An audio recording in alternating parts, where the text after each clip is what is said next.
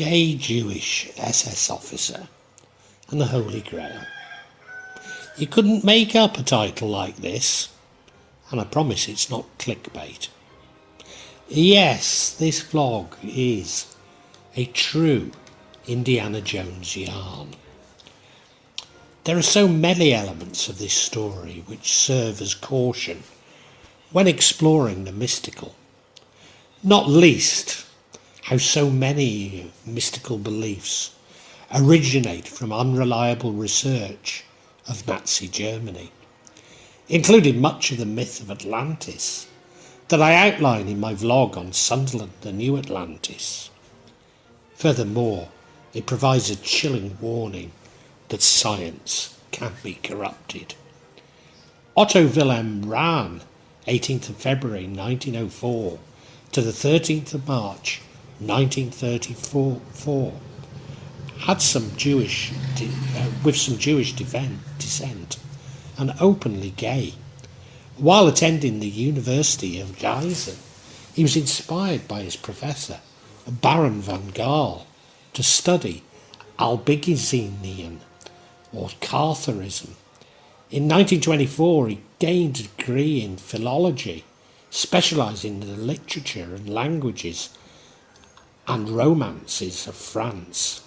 He became convinced that the songs of the Troubadours, that the Cathars had had great wealth, and this had included the Holy Grail.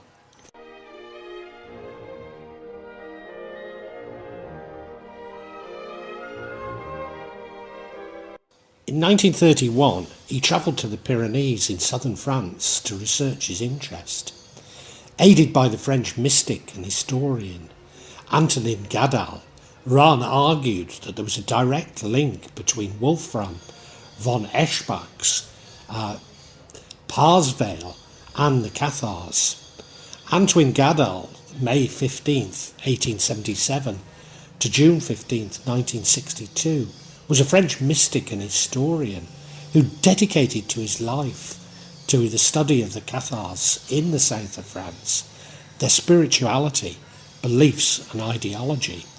Gall's beliefs was that the process of Cathar perfecti initiation was contained within the Christian message of the Gospels and the cycle of the Christ story, and there was a hidden meaning of the Grail legend.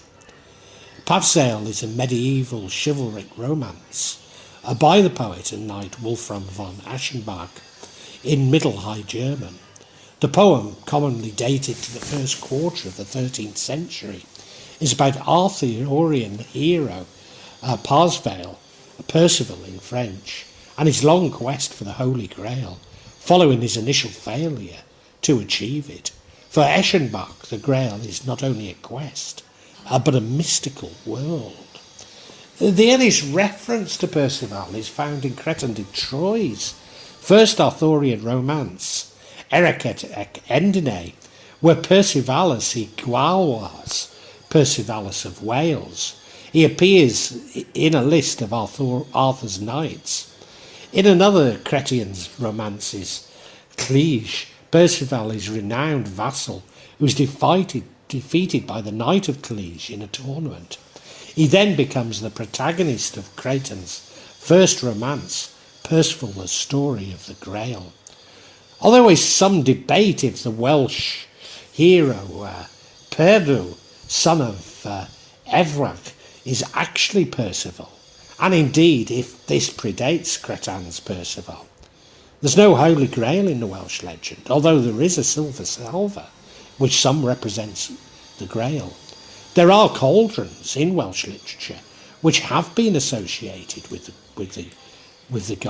Grail, but these are not associated with Perdur, and most often with Bran the Blessed. He came to believe that evidence for the Grail,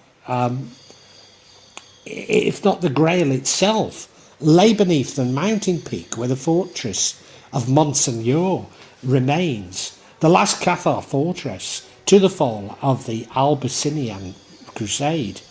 In the days prior to the fall of the fortress, several Cathars allegedly slipped through the Crusaders' lines. This led to legends that they'd escaped with a secret treasure or esoteric knowledge.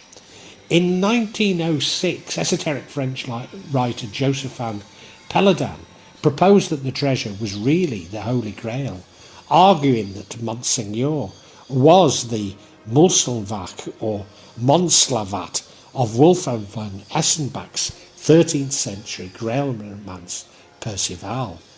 The idea was followed and expanded by various later writers, especially in France, and it's inspired legends, conspiracy theories and fictional works associated with the Cathars and Monseigneur. With the Holy Grail being cast, there is a network of caves beneath Monseigneur, which Rahn explored for many years, and despite leasing a hotel in the area, his explorations left him penniless.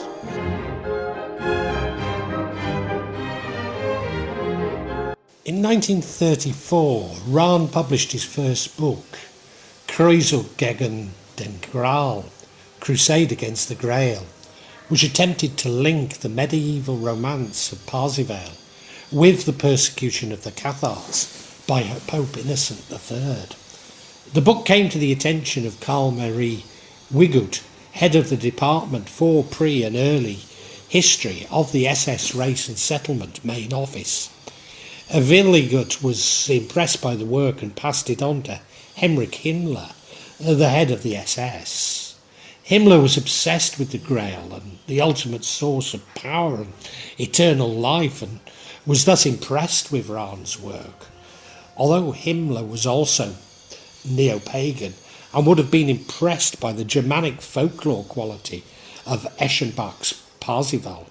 Indeed, Himmler's Wewensburg castle contained various rooms named after Arthurian castles. Presumably putting the Grail in the castle would have been very attractive to him. Rahn joined Himmler's staff as a junior non-commissioned officer and became a full member of the Allgemeine SS in March 1936, attaining the rank of SS Unterscharführer the following month. Although there is some evidence of funding for his expeditions from the Thule Society, a Germanic supremacist occult group, which had then been presumed to have been dissolved. Research for his second book, Lucifer's Court, led Rahn to sacred sites across Nazi Germany, France, Italy and Iceland. During this time he maintained frequent correspondence with Himmler, who was interested in Rahn's research, and through the SS funded his expeditions. He also found deep in the cave systems, drawing on a rock surface depicting the Knights Templar, including one which featured a lance, possibly the lance of Longinus, the sphere of destiny, which Hitler was later believed that he had found. Rahn traced the evidence of the story he had achieved so far and speculated that the evidence showed that there were two grails, an emerald cup and a stone tablet.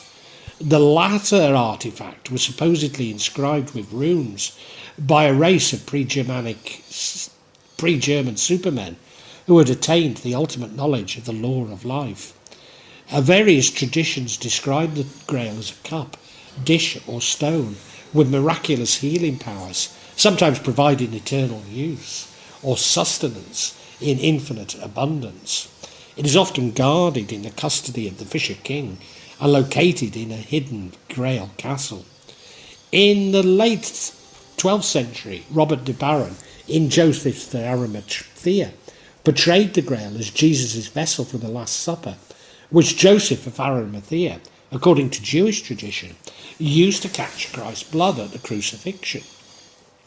Thus the Holy Grail became interwoven with the legend of the Holy Chalice, the Last Supper cup, an idea continued in works such as Lancelot Grail Cycle and Thomas Mallory's 15th century L'Amour d'Arthur. Mary Magdalene is supposed to have used a smaller Marian chalice to collect Christ's blood after the crucifixion. Certainly there is a tradition of depicting Mary with a chalice containing blood which is linked to the sacrament. Another version is that Mary used this chalice to anoint Christ with oil. A further tradition is the cup of Abraham, but critically not a stone tablet.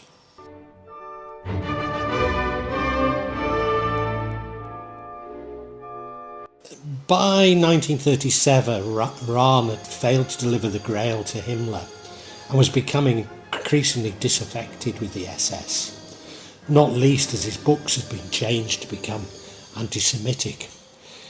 He was sent by Himmler to various locations in search for the Grail, including Extenstein, a distinctive sandstone rock formation located in the Teutoburg forest near the town of Hornbad and Mainburg in the Lippe district of North Rhine-Westphalia.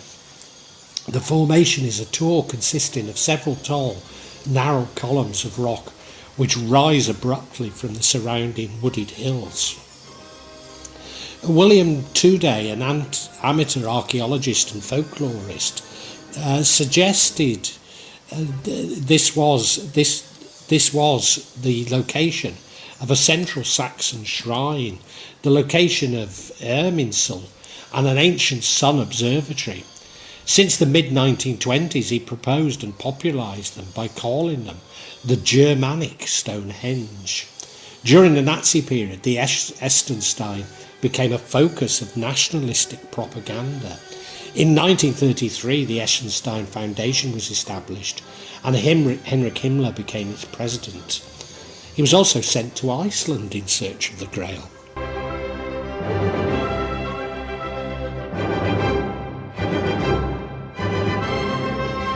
Rahn's homosexuality had been known to Himmler, but in 1937 it became the subject of difficulties with other SS officers who'd long contrasted their conduct with the open homosexuality common in Ernst Röng's Sturm et Bleitlung. Following a drunken homosexual scrape, Rahn was assigned guard duty at Dachau concentration camp. Deeply concerned by what he had witnessed in Dachau, he became extremely worried for his own safety. Rahn offered his resignation from the SS in February 1939, despite this almost certainly meaning that this would endanger his life. This was accepted by Himmler. On March the 13th, Rahn's body was found by local children in a ravine near Sol, Kristein, Tyrol in Austria. 60 years later, in an interview with Sunna, one of those who found Rahn's body described finding 2 empty bottles next to it. Some suggest containing sleeping pills and whiskey to aid his suicide in the freezing cold. Rahn's death was privately ruled as suicide, but was presented to Himmler to the SS as having occurred following a mountaineering accident.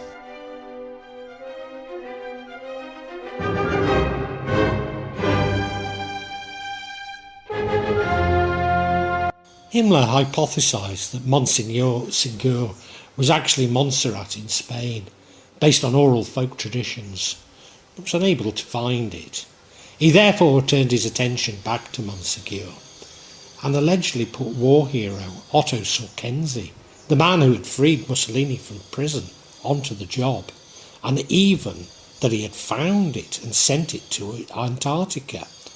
A great story, but Kreuzzug was fighting on the Eastern Front, including a raid on Drava at the time. In fact, this part of the story appears to be a fabrication created by US Colonel Howard Buchner, himself also something of a Grail fantasist, although Buchner was an expert in respiratory disease at LSU School of Medicine and cannot be written off as a total crank.